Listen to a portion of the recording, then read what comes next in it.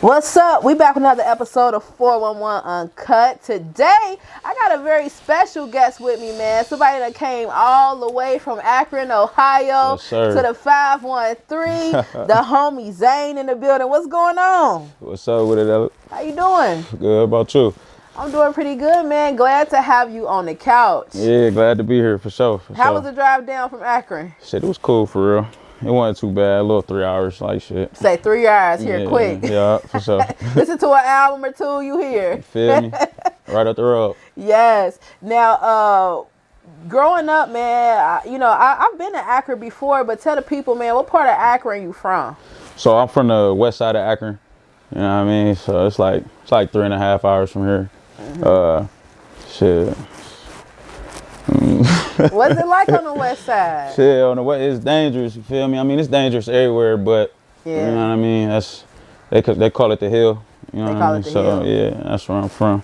Man, so it get active over there. Yeah, it get active. I didn't been on all parts of Akron though, like different sides, and then I done been in the nice parts. You got like Fairlawn, and then Copley, and then you got the heart of the city, downtown. You know what I mean? Hell yeah. So. Now with I know you had ended up telling me, you was like, yeah, I actually was born in New York though. So you got a lot of family that's back in New York? So I got some now. Most of them left.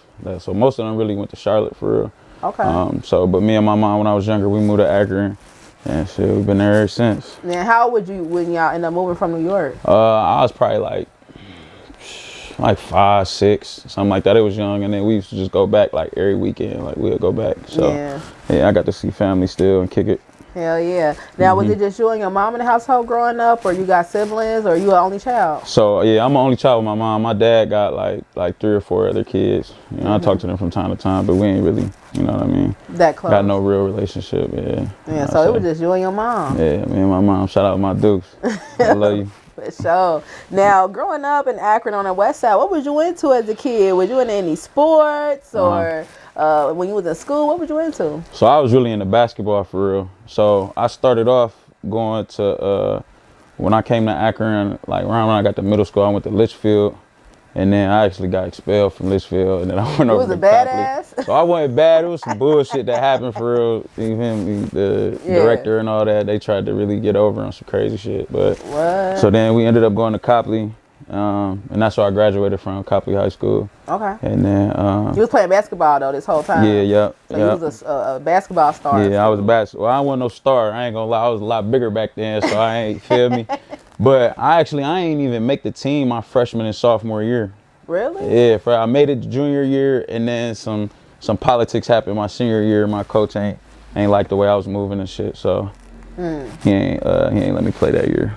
Well, when you say he ain't like the way he was moving, with being from Akron, and like you said, it can get real. Did basketball kind of keep you out of the streets for real and getting caught up in a lot of BS per se? Yeah, that and my mom. My mom was real strict. Like, you're not going nowhere. Like in high school, I probably went to like 2 parties. Man. Real shit. Like, she was strict, so I really spent most of my time hooping at this park called Krogan. Like, shit, if you from Akron and you hoop, you know how Krogan used to get back in the day, so that's where everybody was at for real. I used to go there like 10 in the morning, and I wouldn't leave till like 6, like 7. And that's my mom calling me like, yeah, get your ass home.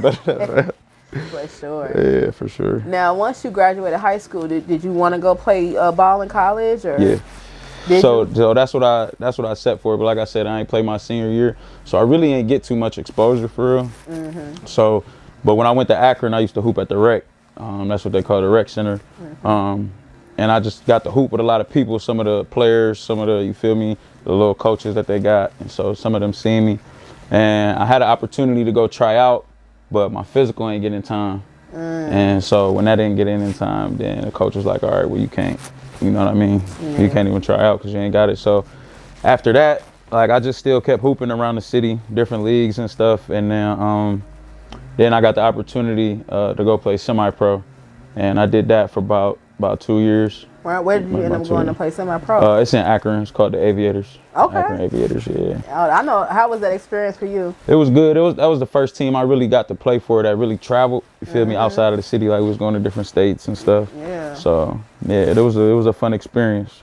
Heck yeah. Now, when did music start playing a part in things for you? Because you into basketball, that's really a thing. Was you always somewhat into rap, or did you just start kind of taking it serious? So my, I say I started with drums, because that's what I was into. I love playing the drums, but I couldn't read music for shit. Like, I couldn't read the notes. You was also shit off a drum line. Shit, yeah, for sure.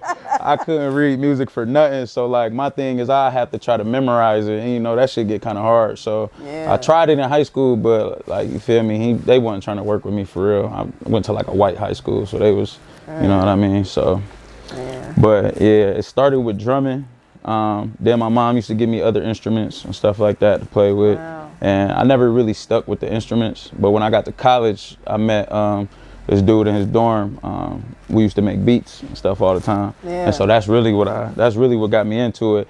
And then somebody actually came when I was making the beats. Somebody came, knocked on the door, like, ooh, like, what's that, bro? You make beats? Da, da, da, da. And I'm like, shit, I'm making this one. You feel me? He's like, shit, I'm fucking with it. Let me buy it off you. I'm like, all right, shit, fuck it, boom.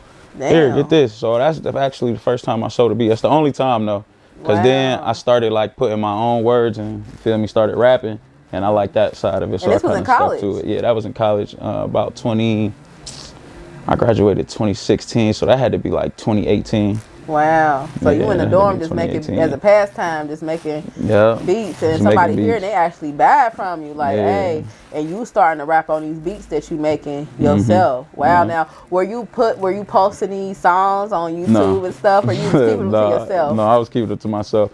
I probably got like 200 songs that's just not even released. Like, and I got some beats still that I made back then, but I don't know, with my work, I'm a little too, you feel me? It got to be perfect for me to let people hear it. And a lot of my stuff, I second guess it a lot. So, for sure. But